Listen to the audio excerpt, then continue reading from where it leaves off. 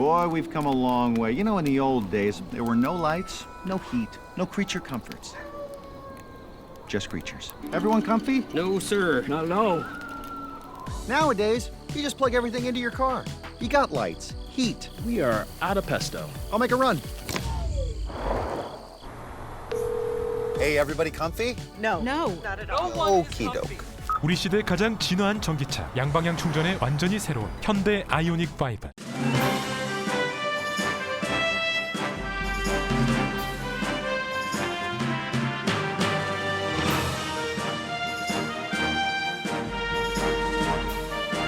새봄 새희망 라디오 서울이 함께합니다.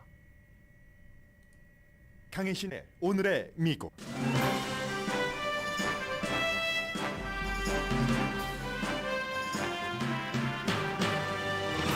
미국의 대통령 승계 서열 2위인 낸시 펠로시 하원 의장 남편이 집에 침입한 괴한으로부터 폭행당한 뒤 입원했습니다. 정치인에 대한 직접 간접 위협이 점점 강해집니다. 북한이 2주일 만에 탄도미사일을 발사했습니다. 일본은 논란이 될 줄 알면서 미국에서 만든 토마호크 크루즈 미사일 구입 검토 마지막 단계라고 세계 언론이 보도합니다. 한반도가 사정거리에 들어가는 미사일입니다. 푸틴 러시아 대통령이 러시아는 핵무기를 쓸 의도가 없다고 연설했습니다. 그러나 바이든 대통령의 반응은 쓸 의도가 없다면서 왜 자꾸 쓴다고 하는가? 이게 바이든의 반응입니다.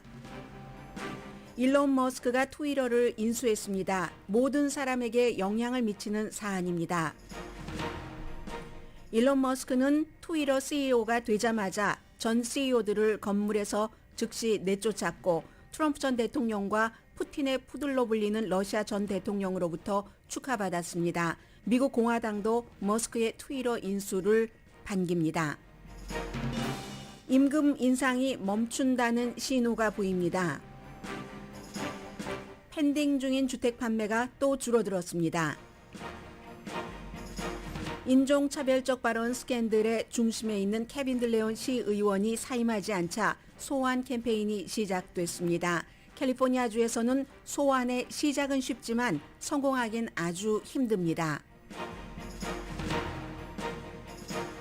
여러분 안녕하십니까? 오늘의 미국 강혜신입니다. 오늘 새벽에 일어난 일이 지금 미국을 포함해서 세계를 놀라게 하기도 하고 어떠한 그 위험 신호를 주기도 합니다. 샌프란시스코가 미국의 대통령이 유고시 승계 서열 2위인 하원 의장 낸시 펠로시 의원의 집입니다. 낸시 펠로시 의원은 워싱턴에 있었지만 샌프란시스코 낸시 펠로시 하원 의장 집에서 오늘 새벽 2시 27분경에 이제 경찰이 그곳에 출동을 했는데 새벽에 괴한이 침입을 해서 낸시 펠로시 의장의 남편인 이름은 중요하지 않고요. 남편을 폭행했습니다. 그런데 의회신문 더 힐은 망치라고 얘기를 하고 있거든요.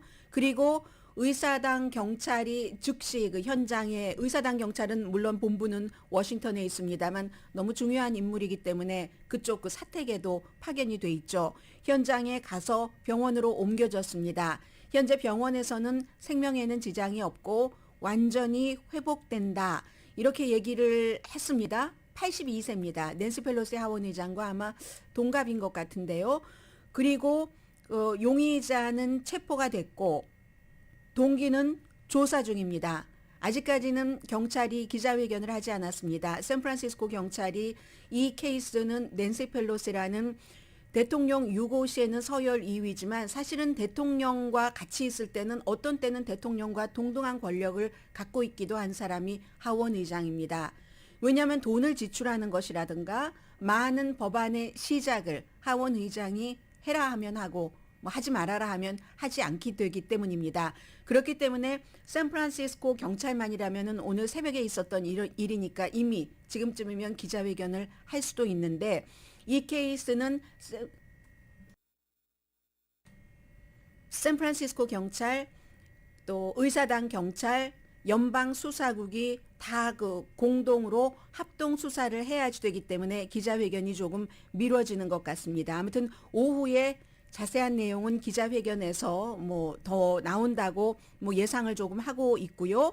그리고 지금 당연히 뭐 바이든 대통령이라든가 척 슈머 민주당의 상원 원내대표도 성명을 발표를 했고 뭐 이런 때 항상 하는 말들 있잖아요. 안전하다니 다행이다. 완전한 회복을 위해서 기도하겠다 하는데 미국에서 지난 그 몇 년 동안 뭐 에이션에 대해서는 언어적인 폭력, 신체적인 폭력이 많았고 정치권에서도 에이션에 대한 그런 폭력은 한인을 포함해서 팬데믹 이후에 무슨 중국 바이러스, 우한 바이러스 이런 것 때문에 증가했는데 의사당의 의원들에 대한 그런 그 직접적이고 또 간접적인 폭력도 많이 늘어났습니다.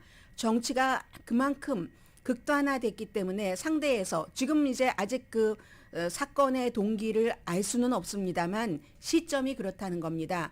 굉장히 많은 그 의사당 의원들이 폭력의 그 희생이 직접적으로 되기도 하고 폭력에 대한 위협을 받기도 합니다. 여름이 지나면서 우선 의사당 경찰이 1월 1일부터 3월 23일까지 3개월 동안에 1820건을 거의 직접적인 위협이 있는 이런 사건을 수사를 했고 그럼 지금은 이제 10월 말이잖아요. 실제적으로 뭐 여러 의원들이 그 뭐 워싱턴이라든가 뉴욕이라든가 이런 곳에 있는 정치인들이 권총 무장한 사람으로부터 위협을 당해서 그 용의자가 체포되기도 했고 워싱턴주의 프라밀라 자야팔 그 하원 의원 그 시애틀이 지역구인 그 의원의 경우도 그랬고 민주당입니다. 그리고 또 공화당인 그 리젠딜 이번에도 선거 캠페인을 하고 있는데 선거 캠페인 도중에 공격을 받기도 했습니다. 그리고 이 의원은 이달 초에 2명이 집 밖에서 뭐 총을 가지고 있었는데 가족들은 다치지 않고 이런 일들이 공화당은 공화당대로 민주당은 민주당대로 의원들이 굉장히 지금 아주 그 신변을 강화해야 될 정도로 폭력 사건에 직접적인 위협을 받고 있습니다. 그래서 이제 이게 굉장히 그 주목되는 사회적으로는 미국이 일반인들에게나 정치권에서나 이처럼 그 폭력이 마구 휘둘러지고 있는 것이구나. 원인은 무엇인지 이제 영혼의 흐름을 또 따라가 봐야지 되겠죠. 그래서 이거 굉장히 그 빅한 뉴스입니다. 나온 뉴스는 제가 지금 여러분들께 전해드린 게 아마 거의일 겁니다. 그런데도 이 뉴스가 나온 이후에 미국 매체는 다른 뉴스를 거의 전하지 않고 있습니다. 그 장소와 낸시 펠로시 하원 의장의 집, 낸시 펠로시 하원 의장의 배우자, 그러니까 다른 나라에서 승계 서열 2위인 사람의 배우자가 집에서 망치로 공격을 당했다. 뭐 더 힐의 보도에 따르면 그렇게 생각하시면 얼마나 심각한 일인가 하는 것을 알 수가 있습니다. 그리고 지금부터는 몇 가지 한국과 일본과 러시아 그리고 미국이 같이 연결이 되는 핵 문제에 대해서 좀 말씀을 드리겠습니다. 북한이 2주일 만에 다시 단거리 탄도미사일 2발을 발사했습니다. 한국이 그 연례 훈련 호국이라는 이름이 붙여진 12일 동안의 군사훈련 미국도 같이 참여를 했고요. 그게 이제 끝나는 마지막 날에 그 동해로 그 쏜 것인데 그 통천 지역에서 140마일을 갔으니까 단거리죠. 그리고 최고 고도가 15마일이니까 굉장히 요격하기 위험한 그런 단거리 미사일인 겁니다. 당연히 한국에서는 UN 안전보장이사회 결의안 위반이고 중대한 도발이라고 비난을 했고 일본과 미국과 직접적으로 즉시 논의를 했습니다. 그래서 이제 미국에서는 그 태평양 그 인도 태평양 사령부는 미국이나 미국인이나 또 미국의 동맹국 한국과 일본의 극박한 위협은 아니지만 그리고 우리의 동맹은 철통같이 유지가 된다 하는 것이 발표가 됐습니다. 그런데요. 이게 이제 그 이전 몇 시간 전에 어떤 일이 있었냐면 이 내용은 원래는 일본의 요미우리 신문에서 먼저 보도했지만 세계의 모든 미국뿐만이 아니라 유럽에서도 다 보도를 합니다. 일본이 미국에서 개발한 토마호크 크루즈 미사일 사는 것을 검토 중인데 검토의 첫 번째 단계가 아니라 이게 거의 결정을 할 수 있는 그런 단계라는 건데 일본이 미국이 개발한 토마호크 제가 미국이 개발한이라고 괄호를 열고 말씀드리는 데는 또 이유가 있습니다. 이것을 사려고 하는 데는 북한으로부터의 위협이 가장 크겠죠. 그리고 러시아가 우크라이나를 침공한 이후에 중국의 대만 공격 위협이 있은 뒤에 일본이 물론 지난 10년 동안에 굉장히 국방에 대해서 더 강화한다 하는 기조가 있었지만 국민 여론과는 상관이 없이 이런 것들이 더욱 강해졌다는 겁니다. 그리고 이제 몇 시간 뒤에 이러한 것들에 대해서 보도가 나오고 요미우리 신문이 보도를 하니까 또 일본의 그 해당 당국의 무슨 대변인 같은 사람들이 기자들의 질문을 받았습니다. 첫 번째 기자의 질문을 받았을 때 요미우리 신문이 미국 정부와 마지막 단계다 토마호크 미사일을 사는 것을, 그리고 바다에서 발사되는 중거리 미사일이다. 그러면 그 바다 어느 시점에서 발사하느냐에 따라서 이제 한국은 사정권 안에 들어가 있는 겁니다. 그럴 때 기자들이 물어봤을 때 일본의 정부 대변인이 연구 검토 중이지 결정되지 않았다라고 했는데 몇 시간 뒤에 북한이 2발의 탄도미사일을 발사를 한 겁니다. 그 일본의 외무부상도 이번 주에도 북한의 핵실험에 대해서 경고를 했고, 지금부터 다음 주 화요일이 미국 중간선거가 치러지는 때이기 때문에 북한이 7차 핵실험을 할 수도 있기 때문에, 그래서 한국과 일본과 미국은 북한이 만약에 핵실험을 하면 전례 없는 대가를 치를 것이라고 계속 그런 그 경고를 보내고는 있습니다. 이 상황에서 미국이 만든 토마호크 미사일을 사는 것이 마지막 결정 단계다 하니까 일본의 10년 동안 참 그 드라마틱한 그 국방에 있어서의 변화가 있었지만 요즘처럼 이런 때는 없다는 거죠. 일본의 헌법 조항 제9조항이 사실은 미국이 만든 거잖아요. 태평양 전쟁에서 2차 대전에서 일본이 지고 미군 점령군이 일본에 들어가서 거기서 만든 것이, 일본이 뭐 방어는 하지만 뭐 예를 들어서 지역의 어떠한 그 위험한 분쟁 이런 때도 일본이 무기를 쓰지 못하도록 하는 것을 미국이 만들어 놓은 겁니다. 헌법 조항 제9조항이. 그런데 그런 것을 만든 그 미국과 함께 미국이 디자인한 토마호크를 산다 하는 것은 일단 미국과의 그 수십 년 동안 연결됐었던 그 부분의 장애는 없다는 겁니다. 물론 일본 내부에서의 논란의 여지는 굉장히 많겠죠. 일본 사람들도 수십 년 동안을 그 평화헌법에 젖어 살았기 때문에. 그러나 이렇게 중국, 러시아, 북한 문제 때문에 이렇다. 이제 이 문제, 상황이 이렇게 변한다는 것을 말씀드리고 싶었습니다. 미국과 일본과의 관계도, 미국이 일본의 토마호크 미사일을 본인들이 그렇게 그런 거 쓰지 말라는 헌법을 만들어 놓고도 팔려는 이런 상황의 변화가 있을 수 있다는 얘기죠. 지금은 이번에도 북한의 이런 그 단거리 탄도미사일 발사 이후에 미국이 철통 같다. 한국과 우리가 다 방어한다 하지만 사실은 그것을 알 수 없으니까 일본도 이렇게 구입을 하려고 하는 것 아니겠습니까? 아무튼 그런 문제가 있고, 블라디미르 푸틴 러시아 대통령은 어제 이제 핵 연례 그 훈련을 끝내고 나서 연설을 했는데, 그 연설의 포커스가 한마디로 두 가지로 나뉘어지는데, 하나는 핵 문제고 또 다른 하나는 세계 다른 나라의 보수를 겨냥한 그런 얘기였습니다. 하나는 러시아는 핵무기를 쓰지 않는다. 우리가 언제 핵무기를 쓴다고 했는가. 다만 그 서방 세계가 그 러시아에 대해서 어떠한 그 러시아가 볼 때 아주 그 나쁜 그 행동을 할 때 거기에 대해서 그냥 힌트를 준 것뿐이다 라고 얘기를 했습니다. 그러자 바이든 대통령은 아니 쓰지 않는다면서 왜 그렇게 핵무기 쓴다는 말을 자주 하지? 전술핵 사용 능력에 대해서 왜 자꾸 말하는가? 최근에 굉장히 많이 말했고요. 우크라이나 너리밤 그 이슈와 관련해서도, 그리고 우크라이나를 침공한 2월 24일부터 수없이 블라디미르 푸틴 러시아 대통령은 핵을 쓸 수도 있다는 것을 얘기를 해왔습니다. 이제 와서 내가 언제 그랬느냐라고 얘기를 합니다. 그러니까 미국과 많은 전문가들이 핵을 쓰기가 힘들 것을 알고는 있지만, 그렇지만 그 가능성을 완전히 제쳐둬서는 안 된다. 릴렉스해서는 안 된다. 이런 얘기를 많이 하고 있고요. 어제도 그런 얘기를 했습니다. 러시아 땅이 주권과 땅과 러시아 국민이 위협받으면 쓴다는 것이 러시아의 핵 교리다, 핵 독트린이다. 이렇게 얘기를 했습니다. 그 부분이 하나가 있고, 또 하나는 해외의 보수를 겨냥한 발언을 했는데, 서방 세계는 두 가지 서방 세계로 나눈다.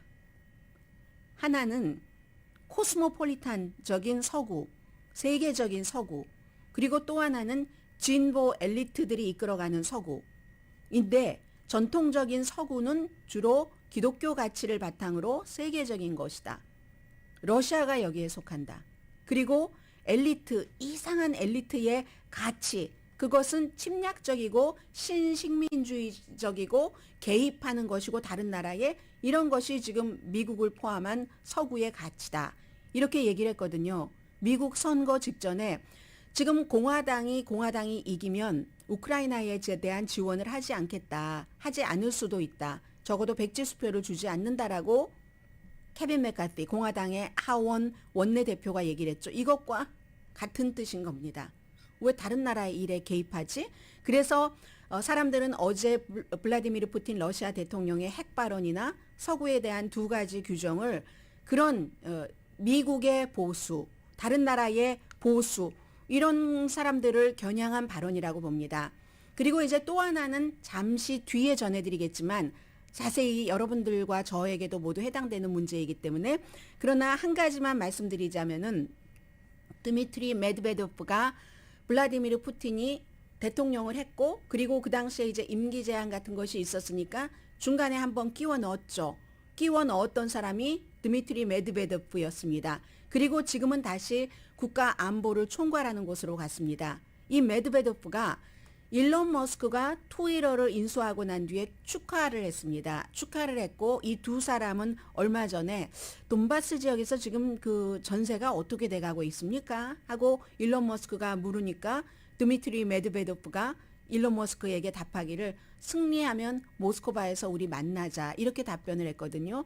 오늘 이 드미트리 메드베도프 푸틴의 꼭두각시로 불리는 러시아의 지금 안보위원회 의장입니다. 트위터 인수를 일론 머스크가 한 것에 대해서 축하하면서 정치 편파와 이념적인 독재를 극복하시라. 그리고 우크라이나에 지금 여러 가지 그 통신 같은 것을 망을 해주는 인터넷 서비스 그 스타링크를 일론 머스크가 해주고 있잖아요. 그것도 걷어가시라. 이런 얘기를 했습니다. 그래서 이제 일론 머스크의 트위터 인수도 미국 내의 정치 지형과 러시아와 많은 문제와 연관돼 있고 한국으로서는 무엇보다도 북한의 이 같은 미사일 발사와 일본의 미국의 그 토마호크 미사일을 산다고 하는 것, 러시아의 움직임. 미국에서는 보도하고 있지 않지만 또 러시아가 한국 측에 우크라이나에 무기를 지원하면은 우리와 관계는 끝장이다라고 경고를 했다고 하잖아요. 그래서 뭐 윤석열 대통령이 살상 무기를 지원하지 않는다 하면서도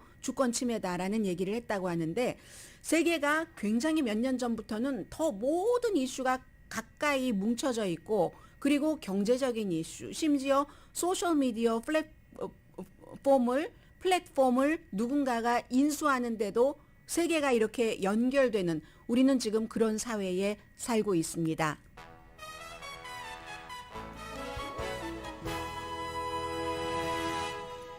오늘의 미국은 유한양행 뉴오리진 건강식품과 유정란 배반엽 줄기세포 화장품 전문회사 셀리온, 이민법 가정법 전문 제인정 종합법률사무소, 프리미엄 고기 쌈밥 전문 레스토랑 쌈, 재래식으로 직접 만드는 검정콩 생순두부 수라원 순두부, 한국 홈쇼핑 공동후원입니다.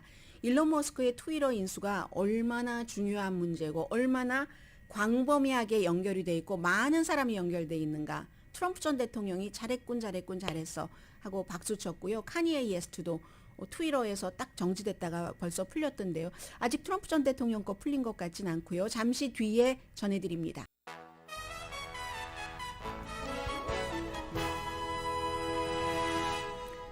라디오 서울 방송 오늘의 미국 듣고 계십니다.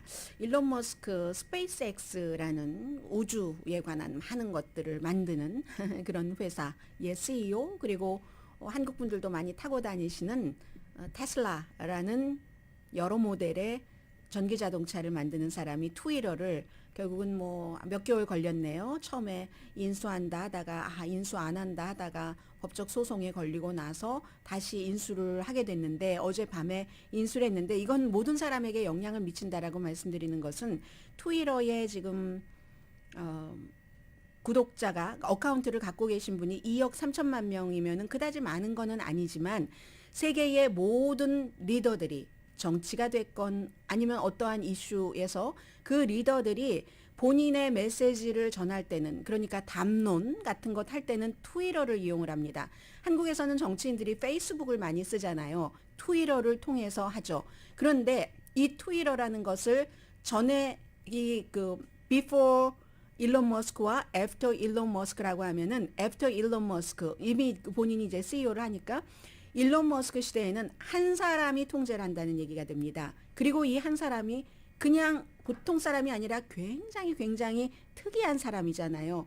굉장히 특이한 사람이 세계 최고의 부자고 이 사람이 딱 이걸 컨트롤한다는 것에 대해서 지금 이제 일단 뭐 그 카니에 웨스트가 이달 초에 유대계에 대한 여러 가지 발언 때문에 트위터 계정이 중지가 됐는데 그리고 나니까 뭐 대안으로 팔러를 내가 인수할까 하는데 아마 이렇게 되면 인수 안 할 것 같다는 확률이 더 높아질 요소는 하나가 플러스가 됐네요. 왜냐하면 본인이 뭐 트위터를 다시 지금 할 수 있게 됐으니까 그렇게 어떠한 기술적인 면에서는 많은 그 전문가들이 기대를 합니다. 일론 머스크가 막 우주선 만들고 거기에 민간인들 사람도 벌써 보냈고 또 보낼 그 나이도 많이 드신 분들을 뭐 또 보낸다고 하고 전기 자동차도 그 당시에는 그런 게 뭐 되겠어 하는데 지금은 엄청 그 선두주자잖아요. 그러니까 저 사람이 뭔가 다른 것을 인수를 해서 새로운 개발을 할 수 있겠구나 하고 기술적인 분야에서 어떠한 그 특이함 때문에 기대를 하는 사람들이 많습니다. 그러나 이제 일반 사회에서는 이게 다 표현의 자유고 말로써 망치보다 더 사람을 때릴 수도 있고 하니까 걱정되는 부분들도 있고 하는데 아무튼 440억 달러 딜을 끝냈습니다. 2억 3천만 명이 사용을 하니까 2억 3천만 명이면은 미국 전체 인구의 반이 조금 넘고 한국 인구의 4배가 조금 넘습니다. 이제 주당 54달러 20센트에 샀으니까 지금 트위터 주식 이 정도까지 가지 않는데요. 아무튼 샀어요. 원래 처음에 얘기했을 때 약속이 있었으니까. 이 440억 달러가 어느 정도냐면 캘리포니아주의 1년 예산이 한 3,100억이 조금 안 되더군요. 3,080억 달러 정도? 이 정도 되거든요. 그러니까 뭐 7분의 1 정도 되나요? 440억 달러니까. 계산은 해보세요, 여러분. 캘리포니아주의 그 예산은 3,080억 달러, 트위터는 440억 달러. 캘리포니아주 인구가 뭐 4천만 명 정도 되니까요. 그 정도에 살 수 있는 파워를 가진 사람입니다. 제일 먼저 한 게요. 특히 이제 4명을 해고를 했습니다. 4명 해고한 사람 가운데 최고 경영자들, 뭐 재정 담당, 특히 법 정책, 또 무슨 뭐 이 소셜 미디어 내용을 적는 거기 때문에 무슨 신뢰 뭐 이런 뭐 그런 것도 붙어요. 이 법 정책 전문 그 담당자에게 그런 사람들 다 해고를 시켜버려서 실제로 그 최고의 그 경영자 그 아그라와 같은 간부는 그 마지막 딜이 일어날 때 본사 건물에 있었는데 딜 딱 끝나자마자 에스코트 당해서 쫓겨났다고 하잖아요. 이런 사람입니다. 왜 샀는가? 본인의 말을 빌자면 문명의 미래는 디지털 타운, 디지털 스퀘어에 있다. 이 디지털, 이 온라인, 여기서 모든 것들이 된다. 폭력 없이 건전한 매너로 다양한 신념의 토론의 장이 되는 것을 나는 원한다. 쉽지 않다고 생각을 한다. 돈 벌려고 하는 것은 아니다. 사업가인데 이 말 다 믿어도 되는지 모르겠어요. 내가 사랑하는 인류를 돕기 위해서 내가 이걸 인수하는 것이다. 일론 머스크의 얘기입니다. 그래서 뭐를 하겠다는 건가? 표현의 자유를 보장하겠다는 겁니다. 트럼프 전 대통령이 1월 6일 의사당 사건 이후에 계정이 정지됐습니다. 이 사람은 누구라도 영원히 정지하는 것은 하지 않겠다. 이것도 이제 장단점이 있겠죠? 그렇게 될 경우 트럼프 전 대통령 제가 광고 나갈 때는 찍어봤더니 아직 돌아오지 않았습니다. 그래서 예전 것으로 그대로 아카이브 돼서 적혀 있던데 트럼프 전 대통령이 다시 트위터에 돌아올 수도 있습니다. 그건 정말 너무 많은 것을 얘기를 합니다. 아무리 트럼프 전 대통령이 트위터에서 쫓겨나고 페이스북 무슨 뭐 유튜브에서 다 쫓겨난 뒤에 본인의 소셜 미디어까지 만들어서 심지어 뭐 누네스 의원, 그 캘리포니아가 지역구인 데빈 누네스 하원 의원의 경우는 하원 의원 자리를 버리고 거기에 가서 일한다고 CEO로 갔잖아요. 그런데도 원래 기반이 이쪽에서 시작됐기 때문에 잘 안 되는 겁니다. 본인의 그 뭐 미디어를 갖고 있다 하더라도 트위터에 다시 돌아올 수가 있겠죠. 트럼프 전 대통령이 다시 돌아오면 얼마나 많은 뉴스를 또 그 검증되지 않은 것을 일단 그의 이름, 인지도 때문에 여러분들께 전해드려야지 될지 벌써 저처럼 뉴스 하는 분들은 그런 것부터 생각을 하시게 될 겁니다. 표현의 자유라는 것은 트럼프 전 대통령을 컴백시킬 수 있다. 그리고 얘기한 게 돈 벌려고 하는 것 아니다라고 했는데 비용 절감을 얘기를 했고요. 이유는 극대화한다. 말이 안 맞잖아요. 이렇기 때문에 이 사람이 아주 특별한 사람이라고 얘기를 하는 거고, 그리고 중요한 게 뭐 중간에 안 산다 할 때도 가짜 사람, 진짜 사람이 아니라 가짜 계정이 많다. 이런 거 이제 다 없앤다는 거예요. 이 뭐 2억 뭐 3천만 명 어카운트가 그렇게 있다는 것이 줄어든다 할지라도 그 얘기. 직원들이 이미 그 CEO가 되기 전에 떠나기도 하고 뭐 최고 경영자부터 해고가 됐으니까는요. 그리고 얼마 전에는 직원의 75%를 줄인다. 비용 절감이잖아요. 그럼 주식값은 올라갈 수도 있겠네요. 이런 말을 하기도 했습니다. 그래서 이렇게 저렇게 해서 이제 많은 사람들에게 영향을 미치는데 실제로 일반인들에게는 글을 조금 지금보다 길게 쓸 수가 있고 한번 잘못 썼다는 것을 편집할 수가 있고 이것은 이제 문제가 또 될 수 있는 거죠. 이렇게 말해놓고 굉장히 문제가 되니까 그것을 그 편집을 해서 전혀 아닌 것처럼 할 수도 있다. 물론 그 전에 것을 어디에 뭐 저장을 해놓는 장치가 아주 단단하다면 모르지만요. 그런 것이 있고, 그리고 컨텐츠도 지금보다 훨씬 자유롭게 많이 올릴 수 있다. 그런데 이제 일반인들은 트위터를 일반인이 아니라 전문가들은 어쩌면 상거래를 하는 것, 물건을 파는 것, 뭐 하는 것으로 이렇게 연결을 다른 서비스로 통합하는 것도 가능할 수도 있다. 일론 머스크니까 한번 지켜보자. 이런 것 있고요. 그 돈을 누가 다 댔는가? 뱅크 오브 아메리카는 좀 개입된 것 같고요. 그 세부 사항은 아직 아니지만 이런 얘기들. 그리고 일론 머스크는 중국의 위챗처럼 얼마나 광범위하게 퍼졌어요. 그렇게 하기를 원한다고 하고 트럼프 전 대통령이 한 말입니다. 트위터가 이제야 제정신인 사람의 손에 들어갔네. 일론 머스크.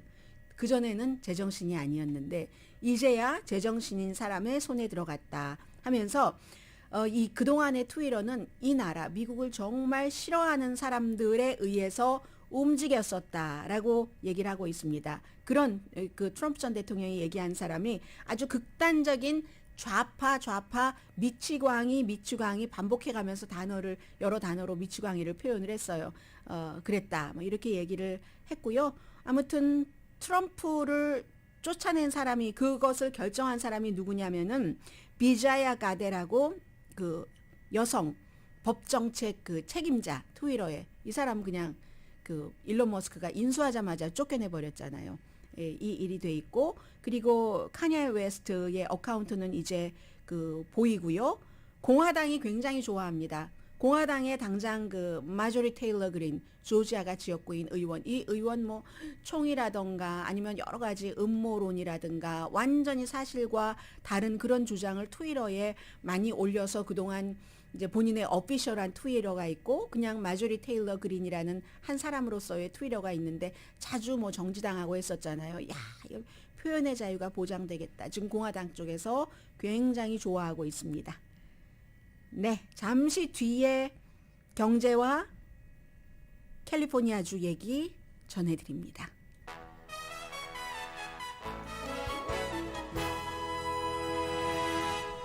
라디오 서울 방송 오늘의 미국 듣고 계십니다. 잠시 전에 여러분들 그 교육 요즘은 전부 장소에 모여서 하는 게 아니라 온라인으로 하잖아요. 그 세미나에 대해서 들으셨을 텐데 제가 다시 한번 말씀을 드리겠습니다. 저희 라디오 서울 방송이 몇 개월 전에도 한번 했었고 굉장히 인기가 있었거든요. 그런데 정확한 시간 같은 거 웨비나 10월 29일 내일 토요일이고요.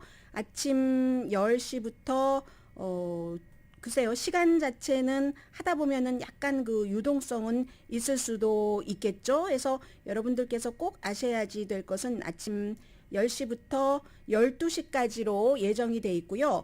유튜브에 가셔서 한국 TV, HAN TV 이렇게 찍으시면은 그대로 이제 거기서 이제 하라는 대로 하시면은 될 것 같습니다. 한국 TV를 입력하면 웨비나 보실 수 있고요. 그래서 이 내용은 여러분들께서 2회입니다. 저희 그 교육 웨비나는 미국 그 로스앤젤레스뿐만이 아니라 세계 어느 나라에서도 미국에 이제 입학할 수 있는 어떤 분들이 얘기하신다는 거는 다 전해드렸잖아요. 특히 저희 그 브라이언 전 라디오 서울 또 한국 TV 대표가 스탠포드 대학교의 어드바이저이기도 하거든요. 이번에 직접 이 웨비나를 그 진행까지 맡습니다. 그리고 뭐 아마존의 그 관계자라든가 여러 학생들도 나오고 스타트업의 관계자도 나오고 하니까 내일 10시부터 12시까지 저희 한국 TV를 찍으시면 유튜브 들어가셔서 하면은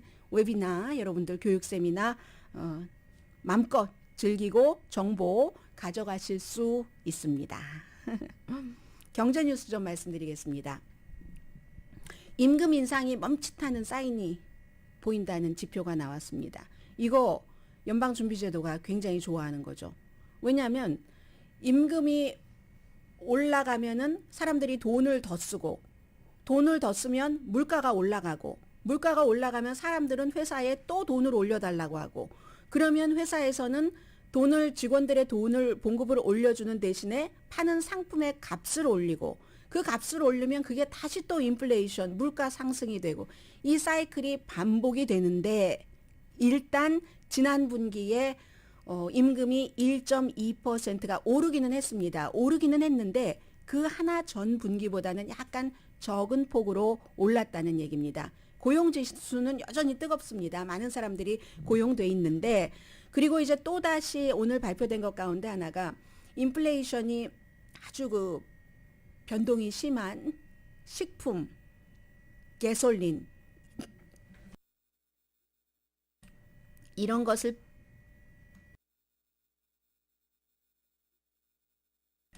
죄송합니다. 정말. 겨울이 되면 제가 이렇게 목에 스카프를 했는데도 변동이 심한 식품과 에너지를 뺀 핵심 물가 지수가 9월 달에 0.5% 인상했습니다. 8월 달과 같다는 거거든요. 1년 전과 비교하면 이 같은 그 핵심 그 인덱스는 5.1%. 그렇지 않고 다 포함하면 지금 8%가 넘잖아요. 한 달 전에 4.9%보다는 근데 이 부분은 조금 오른 겁니다. 그게 인플레이션이 별로 영향을 받질 않아요. 이자율을 아무리 올려도. 이자율을 올려서 이게 사람들이 조금 덜 써서 물가 상승이 조금 잠잠하게 잡히는 이 분야에 유일하게 확실한 분야는 주택밖에 없습니다. 지금 나머지는 아직까지 고용이 괜찮고 하니까 계속 쓰는 거예요. 돈이 있으니까. 그렇기 때문에 오늘 발표된 임금이 조금 오르긴 했지만 바로 전 분기에 오른 것보다는 덜 올랐다 하는 것을 연준이 좋아한다는 얘기를 말씀을 드리고 있습니다. 제롬 파웰 그 연준 의장이 그렇기 때문에 이 고용 그 지수와 임금이 올라가는 이걸 굉장히 지금 중요하게 보고 있습니다. 모든 민간 직원이 3분기예요. 6월 달부터 7월 달에 임금이 5% 인상됐답니다. 6월 달에 그 전분기에 5.1%보다는 조금 줄어든 거잖아요. 지금 임금 자체가. 그리고 이제 그 밖에 딱 임금이 아니라 어떤 컴펜세이션, 보상 같은 것도 지난 분기는 지지난 분기보다 오르기는 했는데 지지난 분기와 비교할 땐 약간 덜 올랐다. 이런 얘기 지금 들리고 있고요. 또 펜딩 중인 주택 판매는 또 줄어들었습니다. 전에는 뭐 펜딩이 어디 있어요. 팬데믹 때 막 주택 시장 정말 좋을 때는 이것저것 아무것도 보지를 않고 아무것도 보지를 않네 하면서 다 샀잖아요, 사람들이. 그랬는데 금리 인상이 되고 나면서 이제 딱 그 펜딩 중인 것에서 좀 취소되는 것들도 많이 있고 하는 것들이 지속적으로 보이고 있습니다. 기본적으로는 이제 팔려는 사람도 줄고 살려는 사람들도 줄어들고 펜딩 중인 주택의 계약이 4개월 연속 9월 달까지 줄어들었습니다. 이게 이제 주택시장에서는 미래 주택시장을 보는 지표로 보고 있기 때문에 9월 달에 펜딩 중인 주택의 판매가 10% 줄어들었고 한 달 전에 비해서 1년 전에 비교하면 31%나 줄어들었습니다. 평균 이자율도 뭐 지금 7%가 넘으니까 뭐 다른 조건이 뭐 마음에 들지 않고 딱 원래 서로 약속했었던 것과 맞지 않으면 그냥 캔슬해버리는 경우도 많은데, 예를 들어서 지금 30만 달러를 집을 사기 위해서 융자를 하신다고 하면 나머지는 내가 그 다운페이를 하고 사신다고 하면은 7% 이자율로 잡아도 한 달에 페이먼트가 그러면 이게 3,000달러가 되는 건가요?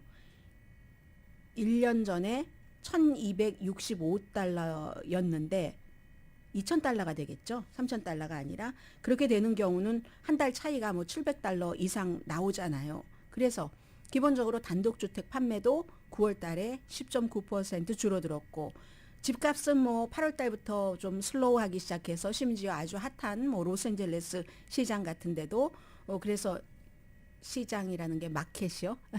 그래서 2.6% 슬로우 다운 됐고 1년 전에 비해서는 그런데 집값 자체는 여전히 비쌉니다. 8월 달을 기준으로 해서 13% 비싸고, 그런데 7월 달에 비해서는 또 조금 집값도 싸지는, 이 집값 싸지는 것도 6월 달부터 이렇게 오고 있잖아요. 그러니까 집값도 조금씩 싸지고 펜딩 됐던 집에 그 마무리 그 하는 그런 계약이 완결 작업도 조금 줄어들고, 이런 것을 보면 이쪽에는 이자율 올린 것이 좀 영향을 받는다 하는 것 전해드리고요. 잠시 뒤에야 캘리포니아 스토리 전하겠습니다.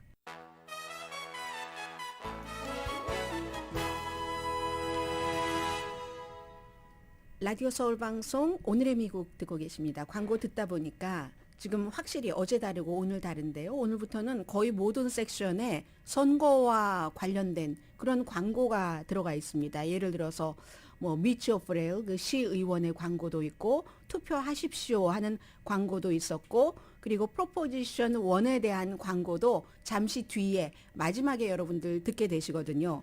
케빈 들레온이라는 시의원 14지구입니다. 뭐 다운타운도 있고 저쪽 무슨 뭐 헌팅턴 박 그쪽 엘세리노 지역 이런 곳까지 다 포함해서 라티나들이 히스패닉계가 많이 사는 그곳의 지역구를 두고 있는 케빈 들레온 시의원이 인종차별적인 발언 그 스캔들에 연루돼서 사임해라 많은 사람들이 주장을 했지만 사임하지 않고 있습니다.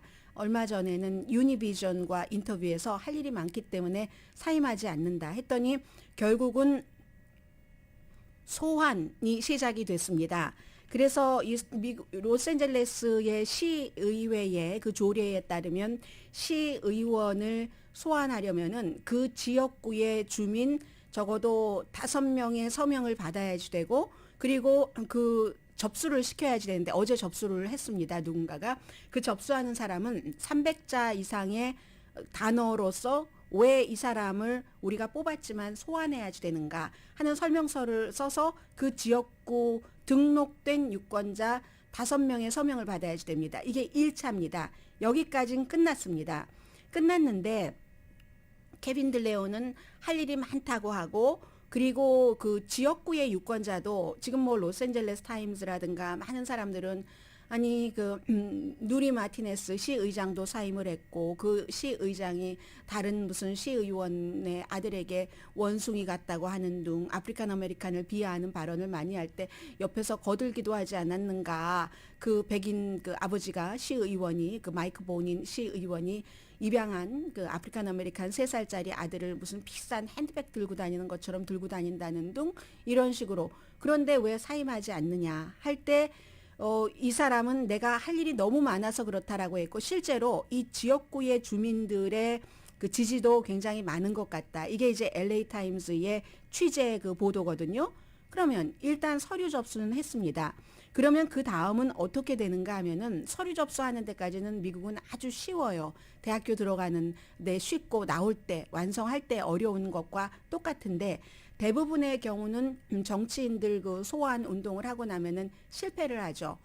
게빈 뉴섬 캘리포니아 주지사에 대해서도 어떤 때는 막 큰 돈 많은 그런 개인이나 어떤 그룹이 들어가서 그 소환을 하려고 시도를 하지만 번번이 실패를 하잖아요. 시정부 단위에서도 마찬가지입니다. 그래서 여러 단계를 거쳐서 결국은 전체 등록된 유권자의 15%의 서명을 받아야지 됩니다. 그러면 이 14지구에 등록된 유권자의 15%면 2만 1,000명이거든요. 2만 1,000명인데 서명을 받으면 항상 우리가 그런 일이 있잖아요. 그 서명이 이래서 잘못됐다, 저래서 잘못됐다.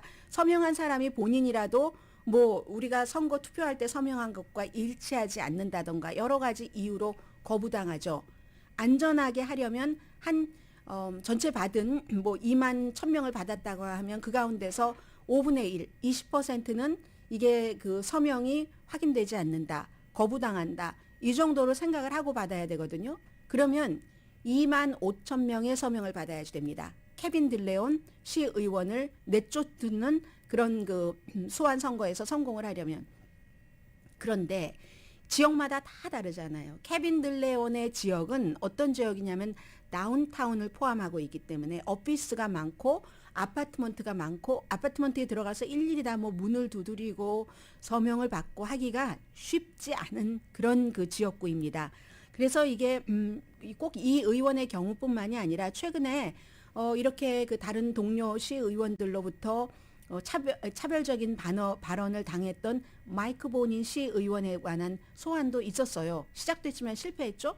우리가 알고 있기를 에릭 가셀이 LA 시장에 관한 소환도 있었지만 실패했고, 그리고 제일 유명한 것은 조지 게이콘 이 검사에 대한 소환도 실패했잖아요.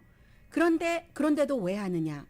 정치인으로서 그의 어떤 그 명성이라고 할까요? 너무 떠올랐던 사람이니까. 캘리포니아주에서 1800년부터 지금까지 캘리포니아 주 의회에서 이 사람 뭐 상원의원, 상원의장까지 한 사람이니까 최초의 라티노로 시작을 해서 로스앤젤레스 쪽으로 온 사람이잖아요. 결국은 정치적으로 해를 줄 수는 있지만 리콜에 성공하기는 힘들다 하는 겁니다. 오늘의 미국은 유한양행 뉴오리진 건강식품과 유정란 배반엽 줄기세포 화장품 전문회사 셀리온, 이민법 가정법 전문 제인정 종합법률사무소, 프리미엄 고기 쌈밥 전문 레스토랑 쌈, 재래식으로 직접 만드는 검정콩 생순두부 수라원 순두부, 한국 홈쇼핑 공동폰이었습니다. 10시에 좋은 아침, 좋은 하루 방송됩니다. 네, 여러분들 문단속 잘 하시기 바랍니다. 낸시 펠로시 하원 의장도 집 뒤쪽을 통해서 남자가 망치를 들고, 해머라고 하니까 어떤 종류의 망치인지 모르겠어요. 망치를 들고 들어가서 펠로시 하원 의장의 남편 머리, 몸에 외상을 입혔고, 그리고 그 밖에 뭐 멍도 들고 붓기도 아주 심하다고 하거든요. 강희신이었습니다.